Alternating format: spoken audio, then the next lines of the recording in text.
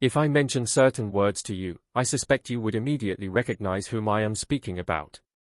A wretched, radio, white-jacketed televangelist and faith healer, almost certainly the name Benny Hinn would come to mind. Benny Hinn is internationally famous and has been a prominent figure on international TV for years. If anyone represents the face of the prosperity movement, it is undoubtedly Benny Hinn. However, Benny Hinn doesn't exist in isolation, he has a family. Today, we have the privilege of speaking with one of his family members, Costi Hinn. Costi's father, Henry Hinn, pastored a church in Canada while Benny was pastoring a church in Florida.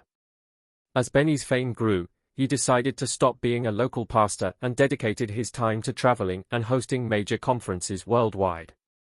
Costi, the son of Pastor Henry Hinn, traveled with his Uncle Benny for 2 years.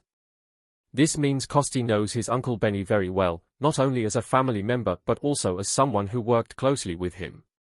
Costi has a unique perspective, knowing the behind-the-scenes details of Benny Hinn's life and ministry better than most of us ever could.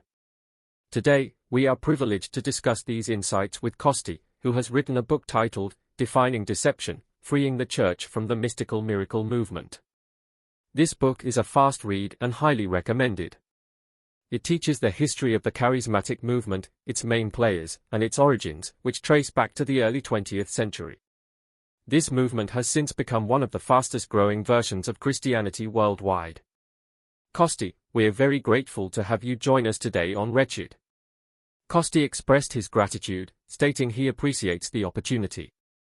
The conversation continued with questions addressing his relationship with his uncle.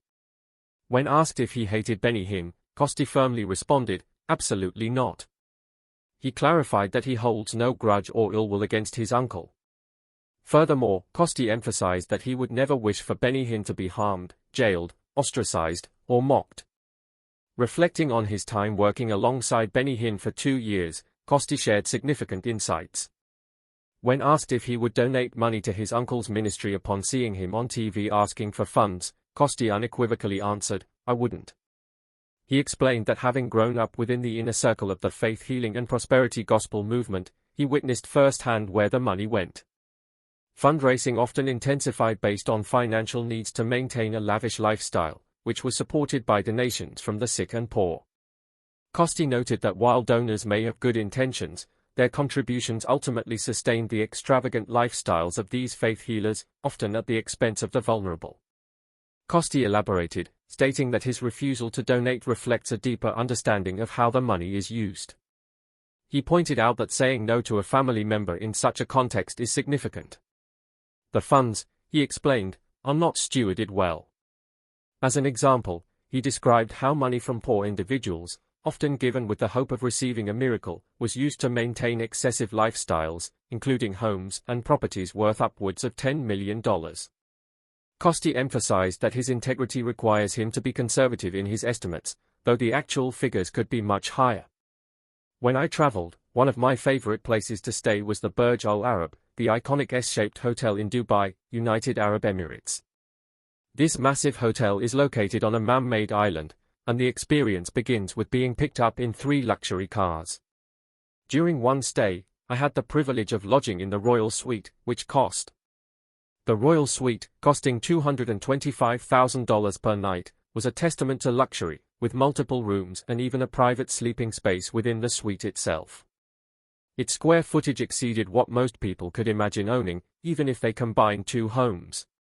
The hotel was adorned with actual gold, thousands of tons of it, a fact that can be verified.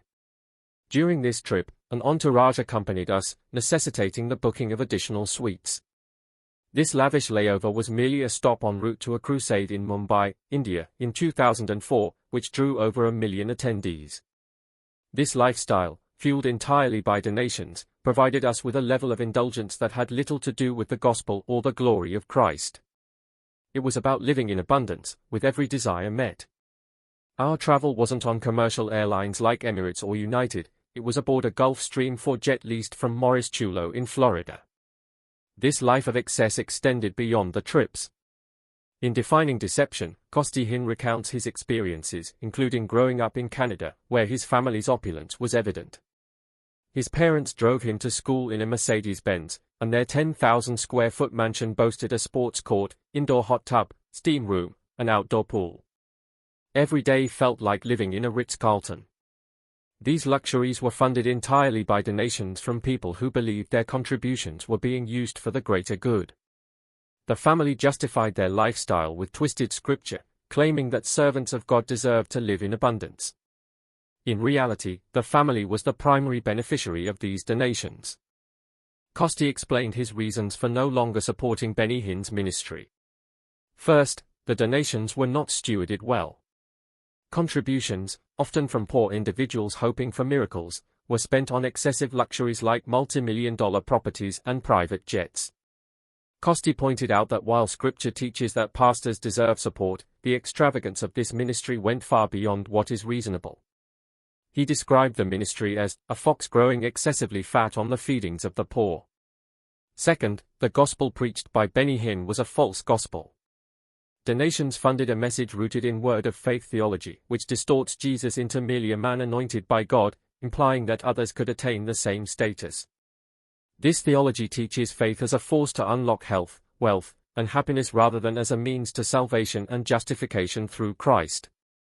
Having studied the Bible, Costi now understands the true gospel and has renounced his uncle's ministry. True faith, he emphasized, involves confessing sins to Christ, not using faith as a tool to acquire material possessions. His departure from Benny Hinn's ministry marked a turning point in his life, as he embraced biblical teachings and left behind the deceptions of the prosperity gospel. On the next episode of Wretched Radio, we'll explore how and why Costi ultimately left his uncle's employ and what advice he has for helping loved ones entangled in the prosperity gospel movement. A special thanks to gospel partners, whose support allows Wretched Radio to broadcast for free on platforms like iTunes, Android, and its website. If you benefit from these programs, consider joining as a partner to help spread the true gospel. Visit wretched.org for more information.